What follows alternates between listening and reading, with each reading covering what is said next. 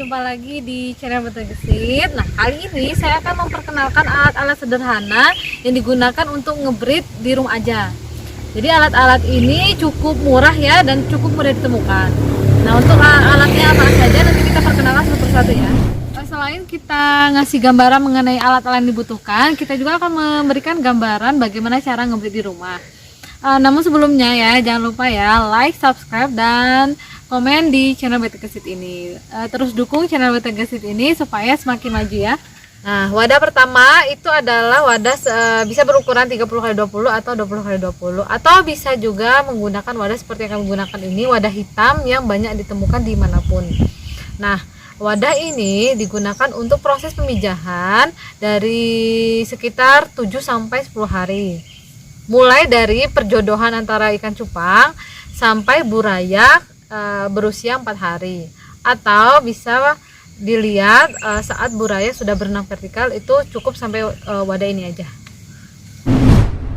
Wah, ini adalah wadah baskom yang lebih besar dari sebelumnya. Nah, kita pindahkan ke wadah pembesaran, jadi kita butuh wadah yang lebih besar ya.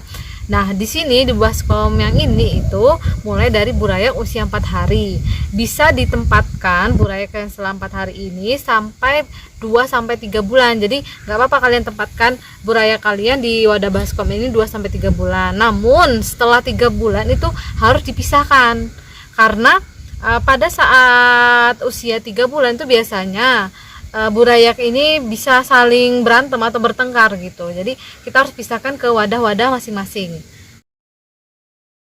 Nah, untuk yang ketiga ini wadahnya ini kan wadah selanjutnya setelah 3 bulan kan kita pisah-pisahkan. Kita bisa menggunakan wadah bekas air mineral ataupun seperti saya gunakan juga itu wadah bekas sosis dan sebagainya ya. Nah, ini sedikit cerita, kita tuh beli wadah, kita pakai wadah sosis ini karena terbilang cukup murah dan mudah ditemukan. Untuk kisaran harganya sih tergantung penjualnya ya. Ada yang jual 301, ada yang jual 1001. Tapi ini menurut saya lumayan efektif lah untuk memisahkan burayak-burayak yang udah cukup dewasa. Kemudian untuk masanya itu bisa sampai burayak ini siap dijual. Maksud saya ikan cupang ini sudah dapat dijual dengan ukuran yang pas atau usia yang pas menurut kalian, jadi bisa sampai kapanpun ya. Tapi kalau misal kalian ada rezeki lebih, mungkin bisa ditempatkan ke wadah kaca, jadi dia tuh lebih kelihatan lebih bagus sih kalau wadah kaca, cuman memang harganya agak lebih mahal.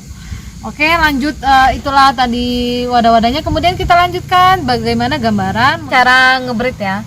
Namun sebelumnya, faktor utama dalam ngebreed ini adalah pakannya dulu kita siapkan. Nah, pakan yang paling bagus itu sebenarnya adalah kutu air. Namun apabila kalian sulit menemukan kutu air, itu bisa diganti dengan Artemia. Biasanya Artemia ini bisa beli di online ya, cuman lumayan harganya. Kalau misalnya kalian cukup sulit ya bisa menggunakan Artemia. Tapi kalau misalnya kalian masih berusaha nih mencari kutu air, bisa tonton video kami yang sebelumnya ya, yaitu tips mencari kutu air. Lanjut ya, untuk cara ngebreednya kita gunakan wadah ini, lalu kita isi air kurang lebih 10 cm. Kemudian kita beri garam ikan serta obat biru agar tidak jamuran atau tidak terkena penyakit ikan cupang tersebut, dan juga agar lebih steril. Kemudian daun ketapang, kalau untuk tempat sarang itu bisa diberikan atau bisa tidak. Jadi daun ketapang ini juga berfungsi untuk mencegah penyakit pada ikan cupang. Kemudian tahap selanjutnya adalah menggabungkan jantan dan betina. Letakkan namun sebelumnya biasanya saya gabungkan jantan dan betina ini kalau nggak pagi hari, saya gabungkan sore hari. Nah, usahakan wadah yang sudah digabungkan ini ditaruh di ruangan yang sepi dan tidak ada gangguan, karena itu bisa menyebabkan kegagalan saat perkawinan. Biasanya betina ini bertelur keesokan harinya, namun ada beberapa kasus 1x24 jam ini belum bertelur. Nah, itu bisa kita tempatkan di tempat yang sama ini 2-3 hari. Kita tunggu dulu 2-3 hari. Nah, untuk proses memisahkan induk betina biasanya itu kalau misalnya sudah bertelur ini, kita kan akan memisahkan antara induk betina dengan telurnya. Nah, itu proses pemisahannya itu biasanya dilakukan di malam hari, sekitar jam 7 malam. selama proses pemijahan atau dari perjodohan ini, induk jantan dan betina ini tidak diberi makan dahulu ya, walaupun juga nanti setelah telurnya ada dan betina sudah dipisahkan, itu tetap jantan tidak diberi makan dahulu. Nah, biasanya proses menetas ini setelah jadi telur itu 2 kali 24 hari atau 2 hari ya.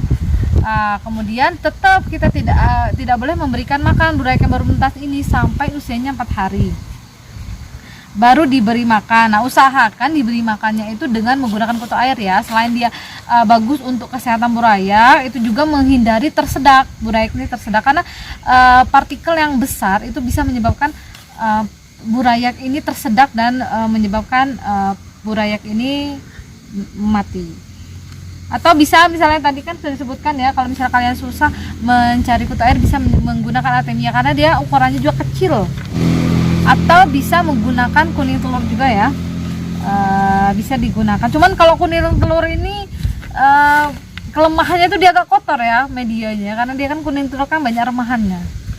Itu dia tadi gambaran mengenai alat yang digunakan untuk kalian ngebreed di rumah aja. Sangat mudah dan sangat murah ya, insya Allah murah. Untuk cara ngebreednya itu tadi ilmunya, sedikit ilmu dari saya, semoga bermanfaat untuk kalian. Dan jangan lupa ya, jangan bosan-bosan tontonin terus channel Beta Gesik ini. Terima kasih untuk dukungan kalian. Wassalamualaikum.